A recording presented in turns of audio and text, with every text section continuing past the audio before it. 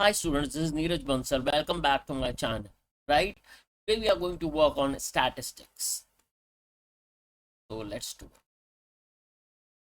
Again, when we are talking about statistics, it is all about data. Data is information. Data is very important everywhere because you need to collect some information. If you want to collect some information about something, you have to collect data. Let's say we want to analyze the performance of the student. So how do we analyze the performance of the student? We analyze how many marks you got in essay 1, essay 2, essay 3, essay 4, and so on. So same way data needs to be collected everywhere, right? So before going to analyze the data, we need to collect data, right? There are different ways of collecting the data. Let's see what are the different ways of collecting the data and what do we mean when we are saying how to collect the data, right? So let's see.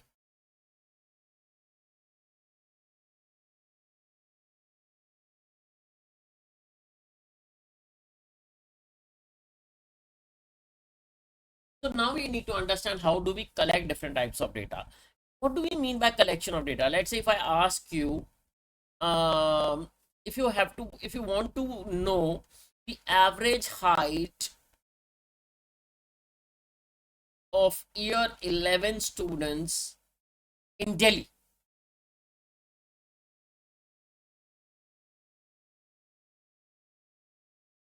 Got it? So how do you know the average height of the year is 11 students in Delhi? There are different ways. Like first we call about simple random sampling. Simple random sampling means you collect one person randomly from different parts of Delhi. That will give you the actual picture because it will cover where there might be an area where there lives the shorter people due to any reason because they might be migrated from some city or somewhere where the people are normally short in height. So if you collect all the samples from that particular area, the sample will be biased. It will not give you the actual picture. So simple random sampling is the best technique of sampling where you will be collecting the data from everywhere. Then comes stratified sampling. What do you mean by stratified sampling? Stratified sampling means you are dividing the population into strata or groups, and then from each group you are taking some sample. This is called stratified sampling. And systematic sampling is, let us say you have made the year 11 student to sit in a line and you are collecting every third person. So that is called systematic sampling. Quota sampling, that means you have assigned a quota. Assigned a quota means, let's say you have 6 sections of grade 11 students in your school. So you have assigned that 5 students I'll take from A, 5 from B, 5 from C, 5 from D, and so on, right?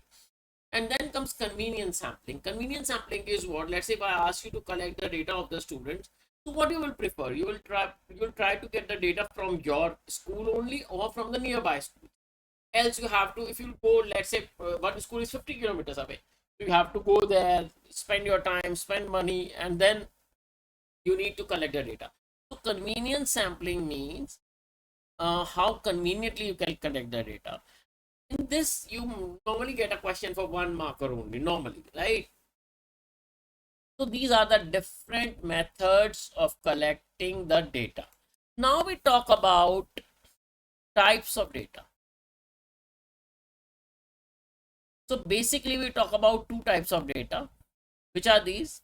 One is discrete data and one is continuous. What is difference between discrete data and continuous data? Discrete data is which takes fixed value, right? And continuous data is which takes range. What does this mean? I'll explain you. Let's say if I ask you how many people are sitting in the class, how many people, students are there in the class, they have a fixed value. But let's say if you have a 1 hour exam and I ask you in how much time will you finish the exam. So what will you say? Will you say that I'll finish the exam in 40 minutes? Because see, you cannot finish the exam in exactly 50 minutes, that 40 minutes. That means not 1 second more, not 1 second less. So what will you say? I'll finish the exam between 40 to 45 minutes or 40 to 50 minutes. So that is called the continuous data, which takes a range, let's say between 40 to 50 minutes and so on. Then once you collect the data, you need to process the data.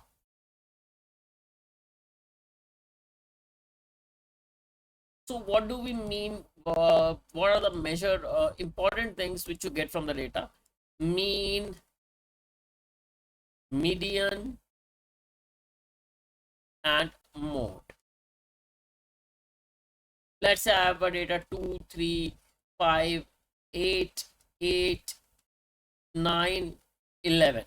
So this is my data, right? This is the data from which I need to calculate mean, median, and mode. So we need to remember one thing: we always need to arrange data in ascending order. Arrange data in ascending order. Got it? So what do we mean when we are saying arranging the data in ascending order? Arranging the data in ascending order means you need to write the smallest first and then so on. So arrange data in ascending order, then you will find the mean, median, and mode.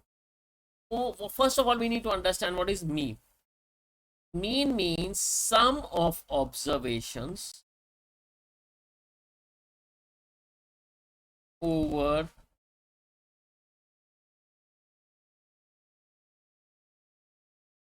number of observations. Got it? So in this case, what is my sum of observations? 2 plus 3 plus 5 plus 8 plus 8 plus 9 plus 11. And what is my number of observations? Number of observations 1, 2, 3, 4, 5, 6, 7, 7. I have 7 terms, so that's 7 is the number of observations. So this is my mean, which is normally represented by a symbol this x bar. This is written as x bar or mu. It's a Greek alphabet, which you are aware of, right? Let's talk about median. Or first we talk about mode. Mode is the maximum occurring thing. So this 8 is mode of this data, right? Then we talk about median. Median means the middle value. So let's cut it and paste it. Let's check.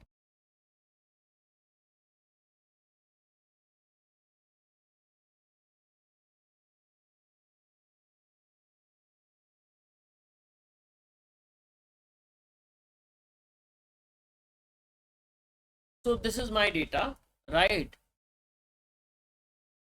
Now, when there are two possibilities. One, this n can be odd or n can be even. N can be odd means, like in this case, 1, 2, 3, 4, 5, 6, 7. So I have 7 numbers. This is odd. If I'll add one more, let's say 14, it becomes even.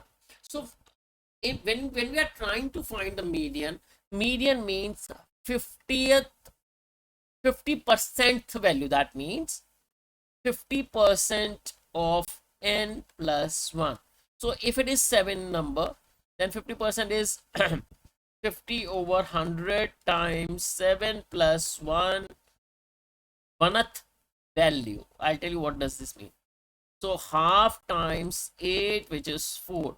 That means not 4. The 4th value is my median. So this is my answer. So my median is 8. Got it? But let's say if I want to find, if I have the even numbers, now I am adding 14 also. So my thing will become half of n plus 1, that means 8 plus 1, which is 9, so 4.5, 4.5th value. So when I'm saying 4.5th value, that means average of 4th value and 5th value. Got it? So in this case, what I'll do is I'll take the how many terms are there? Fifth value. So fifth value is the average of the fourth and fifth. So my fourth term is 8. My fifth term is 8. 8 plus 8 over 2, which is again 8. So in this case, it is 8. Got it? So this is all about mean, median, and mode. Of course, after covering all the concepts, we'll come to the questions and you'll understand it better. Then let's talk about the lower quartile and upper quartile.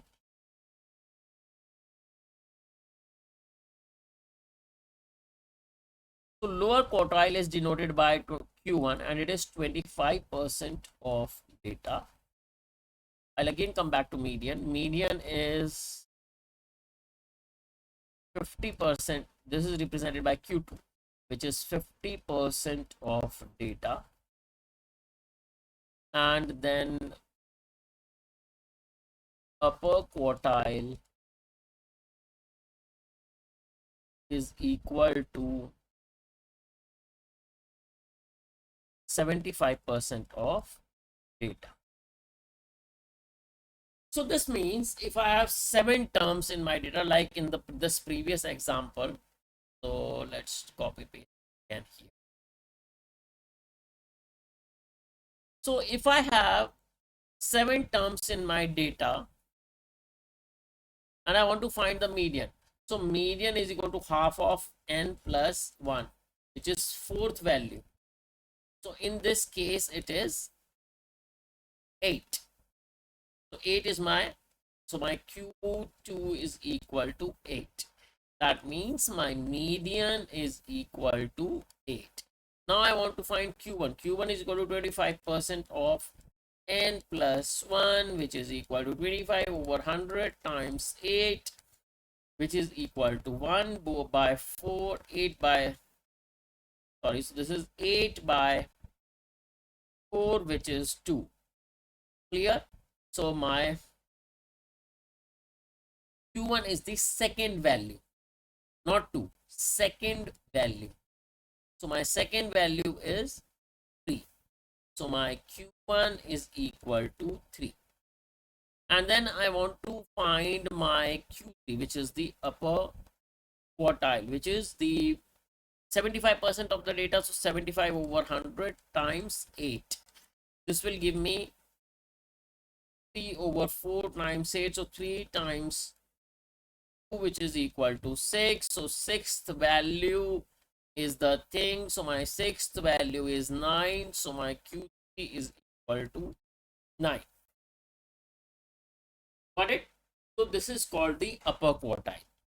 Then there is another term which is called IQR, interquartile range. Interquartile range.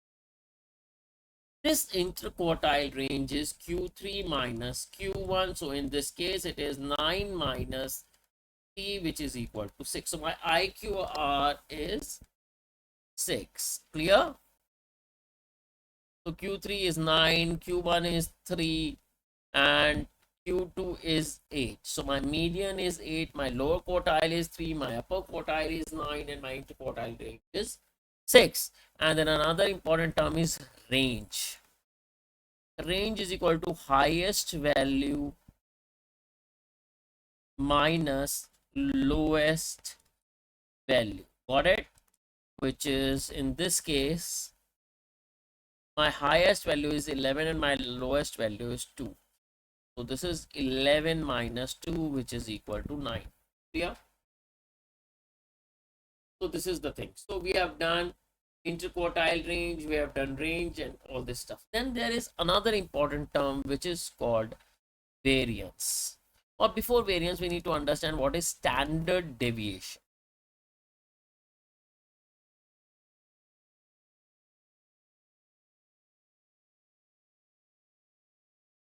So standard deviation is, what is the standard deviation? I'll tell you. Let's say I have the data 6, 5, 6, 7, and let's take 3, 5, 6, 7, 9, right? So average in this case is 6. Correct. Now if I have a data 6, 2, and let's take 10. In this case also the average is 6. But what is the difference? The numbers are closer to the mean. That means data is closer to the mean. This data is away from the mean. So in short, this data gives me the data which is closer to the mean. Data which is closer to the mean gives me actual picture.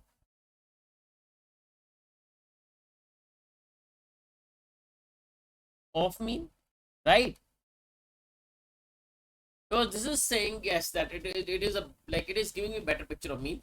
So whenever we are describing our data, we have to mention two things: mean and variance or standard deviation. What is the difference between variance and standard deviation? We'll just come to understand. So let's take two datas, 5, 6, 7, and the or rather 2, 6, and 10. As I've told you that both of them have the same meaning.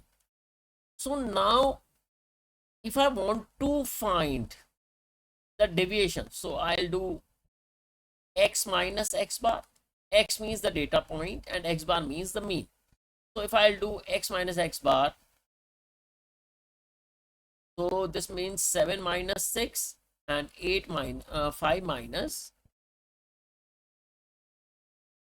6. So this will give me 1, this will give me minus 1. So if you add them up, because I want to find the average of this, right? So it has become 0 over 2, right? Which is 0. Same way here, 10 minus 6 again is 4, and 2 minus 6 again is minus 4. So no, it is also 0. So most of the time you will get this term as 0 because you are talking about the mean. So on the left hand side and on the right hand side, the data is approximately same, right? So we call this as the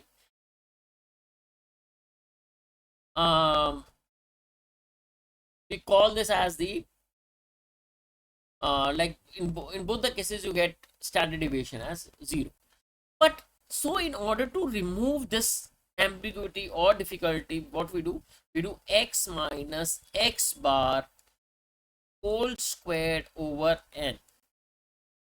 See, as you can see, x squared term is always a positive term, so it cannot cancel. So let's do it. So in this case, 7 minus 6 is equal to 1. So 1 squared plus of minus 1 squared over 2. So this becomes 1 plus 1 over 2, which is 2 by 2, which is 1. Right?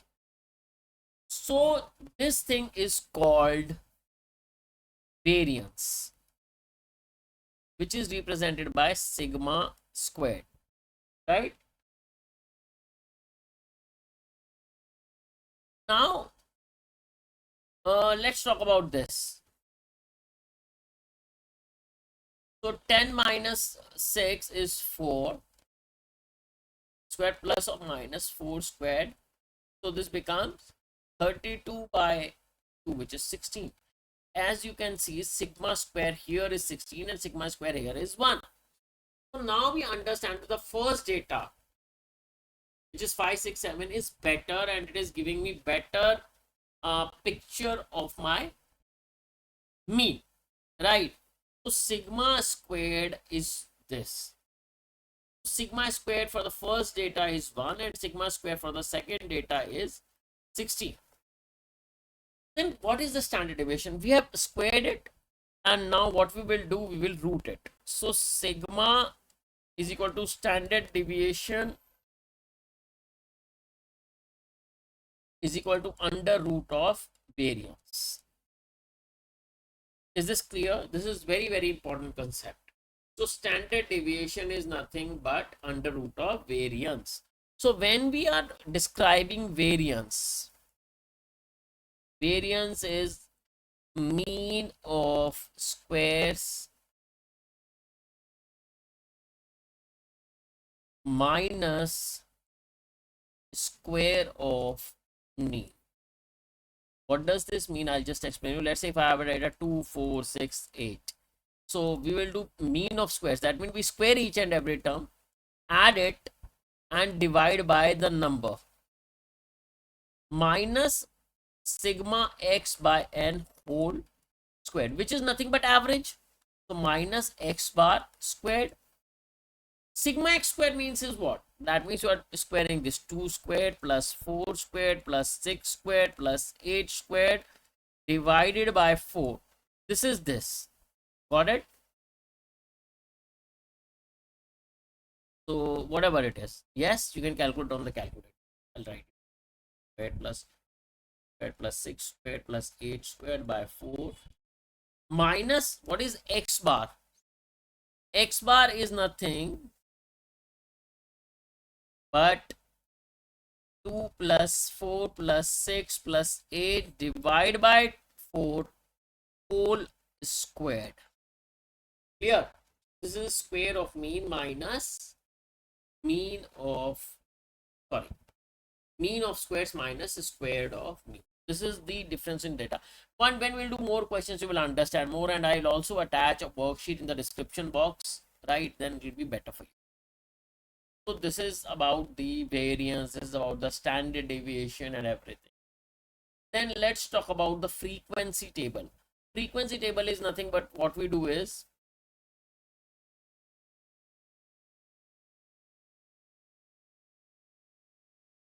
so I'll make a column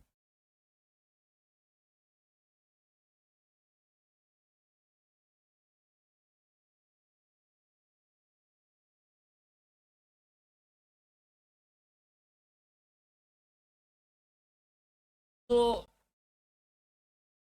I'll explain you once only in this everything. So let's say I have taken a test out of 10 marks and I have 40 students. So it becomes like somebody has scored 4, somebody has scored 5, somebody has scored whatever. So it will be a long thing. It will be difficult to manage the data. See, managing statistics means keeping your data in an organized manner, right? So when you keep your data in organized manner, it becomes better, right? Now let's talk about this. So let's say this is my x, which is marks. F is the frequency, which is the number of students which has scored those marks, and then fx is I'm multiplying the marks with the number of students. This is fx, and then I'll take up talk about the cumulative frequency. What is a cumulative frequency? Let's talk about 4 marks, 5 marks, and then 8 marks, and then 9 marks. These are the 4 types of marks which students have scored. So let's say 8 students have scored this much, 12 students have scored this much, 7 students have scored this much, and 13 students have scored this much. What is a cumulative frequency? Cumulative frequency is, let's say 8 students have scored 8 marks, so I'll write 8 here, right? And 12 students have scored 5 marks. So those students who have scored 5 marks have scored 4 marks also, right? So I'll write 12 plus 8, 20, right? So 20 scored have 20 students of scored marks which are 5 or less than that. Then 20 plus 7, 27 students have scored marks 8 or less than 8.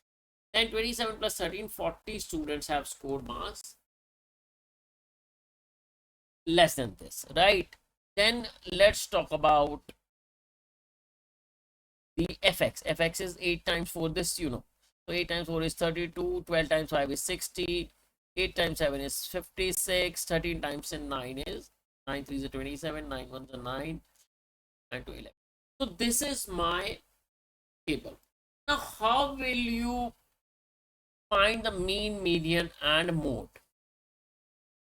So how do I find mean, median and mode from this table? So mean is the sum of observations over the number of observations.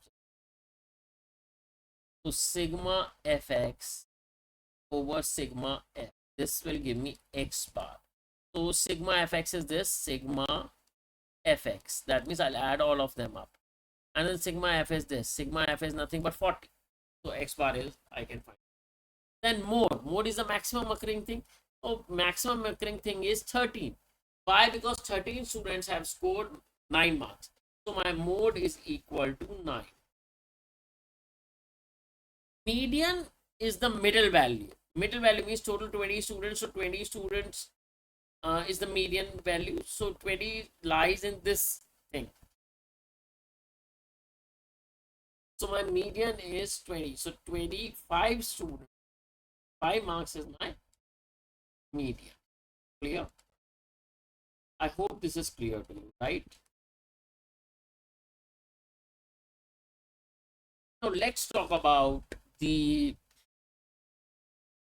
cumulative frequency curve and box and whisker plot. So first I'll talk about box and whisker plot. I'll explain you this with the help of the question itself so that you will understand it better. So let's take.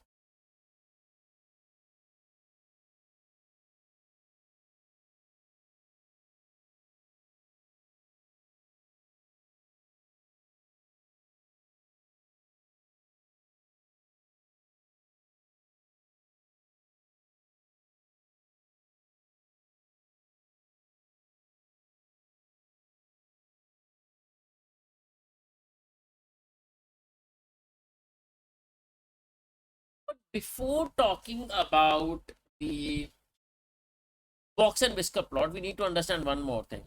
What is outlier?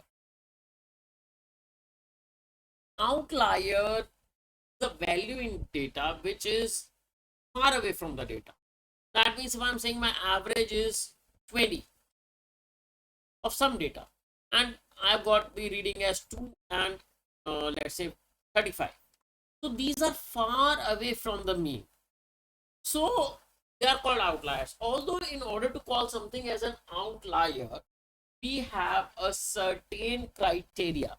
That means the outlier can go towards the lower thing or outlier can go towards the higher thing. This is called lower outlier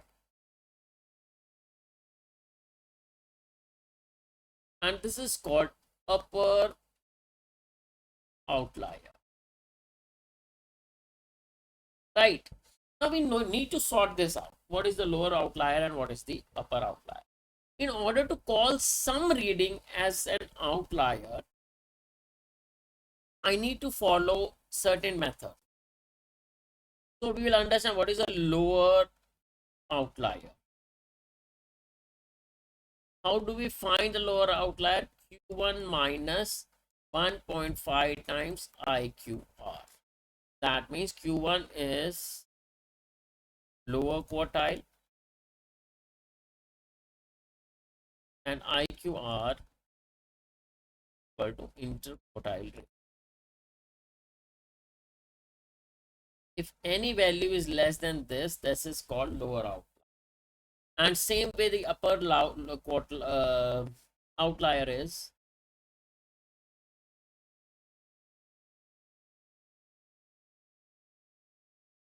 Q3 plus 1.5 times IQ.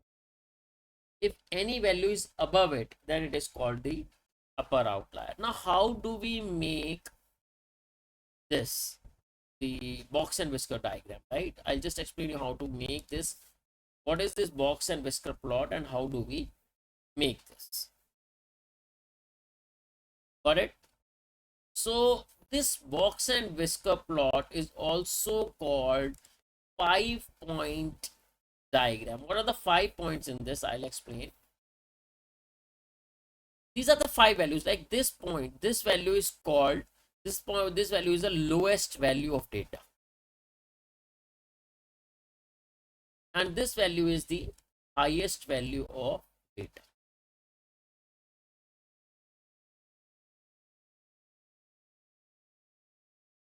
This is Q1, this line where it is touching Q1. Q1, obviously you know Q1. What is Q1? Q1 is the lower quartile, and this thing is median, which is Q2, and this thing is Q3. So once you will solve this question, then you will understand what is this box and whisker plot. So first, and this is my lowest value, so it is coming approximately, let me enlarge it a little bit, right? So what the box plot shows summarizes the points scored by a basketball team. State median. Median means this value. So this median is coming approximately 1 2 1 2 3 4 5. So this is 35. So my median is 35. And they are asking what is your maximum value. So maximum value is something here. So this is 53. Then the minimum value, which is lying somewhere here. Minimum value is, sorry, maximum value is not 53. I'm sorry. Maximum value is this, which is 78. Right. So maximum value is 78 of this data. And minimum value is lying here. Right. So it is approximately 11, 12, 13. Upper quartile is this value. 1, 2, 3. 53. And lower quartile is this value, which is 26. Range is maximum minus minimum. So 78 minus 13 is the range. 5, 6. 65 is my range. And what is my interquartile range? Q3 minus Q1. So Q3 here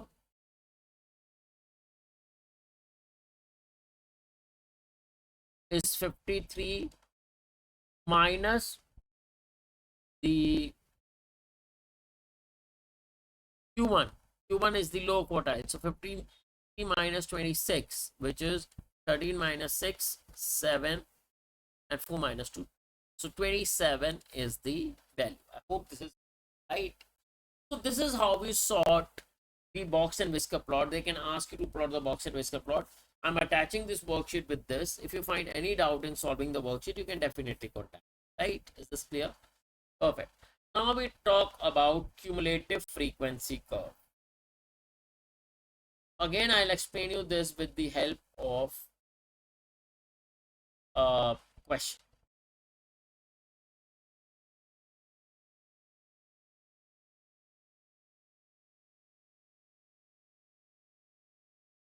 So when we want to make a cumulative frequency curve, right? So if I want to make a cumulative frequency curve, I need to make cumulative frequency. So let's say this data is saying T is greater than equal to 46 and less than 48, 148, right? And this is between 148 and 50. So as I've explained you, I have to put mark one more thing here, which is called cumulative frequency. So cumulative frequency is 8 here, right? And 8 plus 3, 11, 11 plus 9.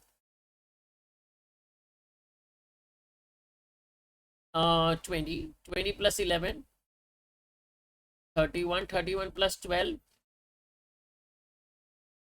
43, 43 plus 7, 50, 55, and then 58 plus 55 plus 8 is 63, 63, 69. So this is my cumulative frequency. So now how I make it? Yes, this is the question. So always I need to take, how will I make it? I'll just explain you here.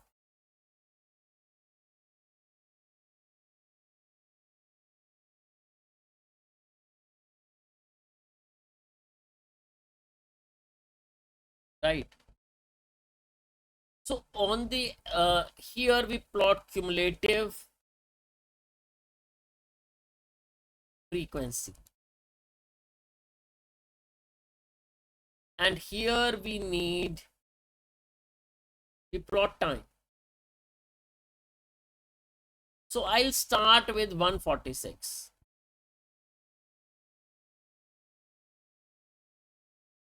So let's say I'm saying this is, let's start with 145.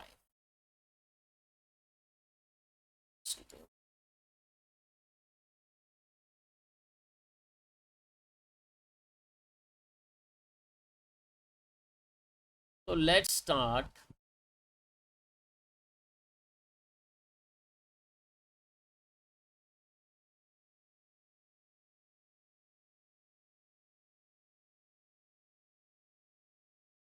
with 145.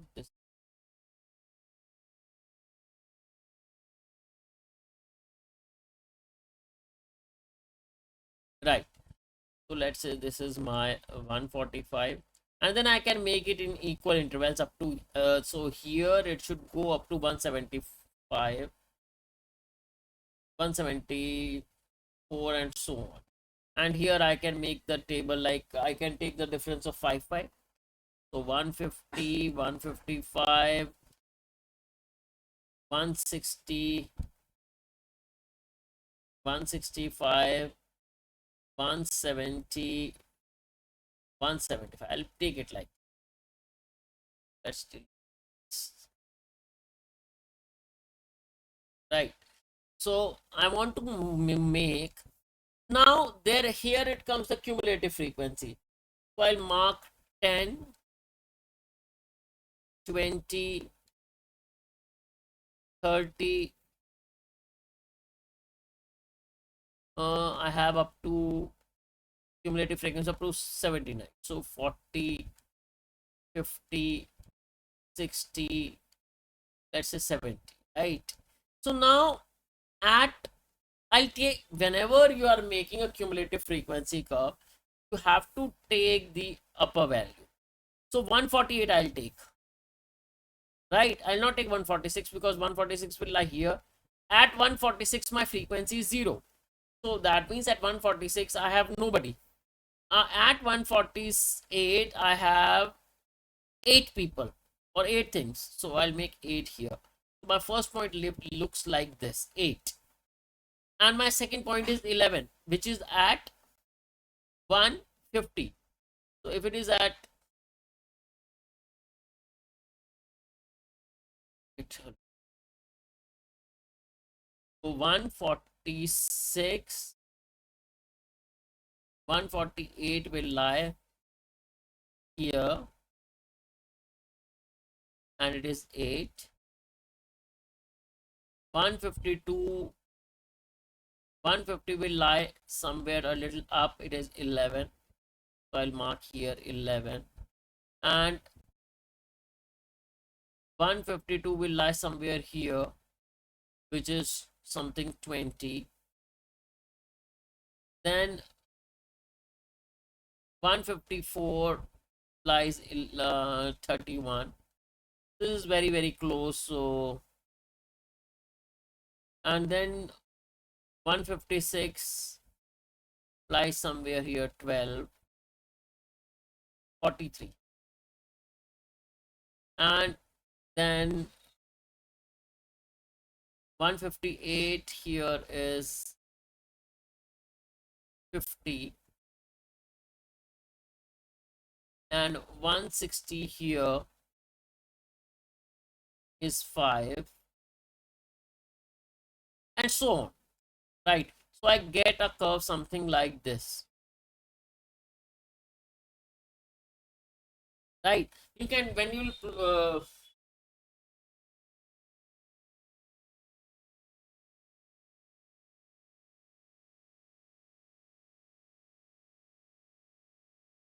right.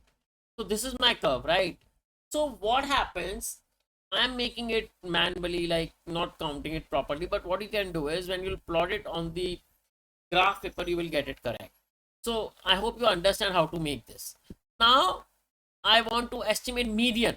Estimate means will take a little bit of range because you cannot connect accurately. So if this is 70, the total frequency is 70. So median is 35. So what I'll do is I'll make a point here at 35, and then I'll make a straight line going from here and touching the graph, right? And then I'll make another line going from here and touching the graph. So this value, whatever it is, let's say it is, I'm just taking, it might be like not 100% correct because I've made it. So 157 something is my median value. Number finishing less than 55 minutes. So less than 155 minutes is like, this is my 155 minutes. So now I will make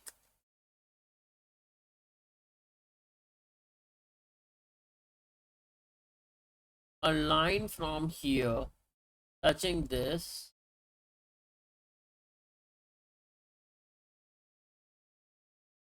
and then from here I'll make this. So let's say here it is touching at 22. So below 22, the numbers are taking the time is less than this. Percentage finishing 159 minutes, greater than 159 minutes. So percentage finishing greater than 159 minutes, you can easily calculate. You will take 159 here,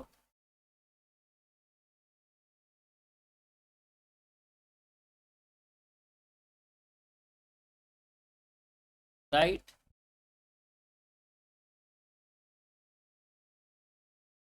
And then make a mark. So then you can count from here. Let's say this point is, let's say this is 44. Let's assume 44. So 70 minus 44 divided by 70 times 100 is the percentage which is finishing above this. Clear? Top 20% time. So top 20% time means this is 80%. So you'll find 80% of it. So 80% of 75 is, this is 70 over 100 times 80. Got it? So 0 cancel 0. So 56. So now what you will do, you will come to 56. Take a line from here. Draw a line from there. So this is my value. So they are saying top 20% time. So top 20% time is from 165 to 176. Clear? So top 20% time is 165 to 170. I hope this is clear to you. If you have any doubt, please contact me on my number, which is given in the description box. And I'm attaching a worksheet in the description box. You can do that worksheet and you'll be perfect with statistics, right?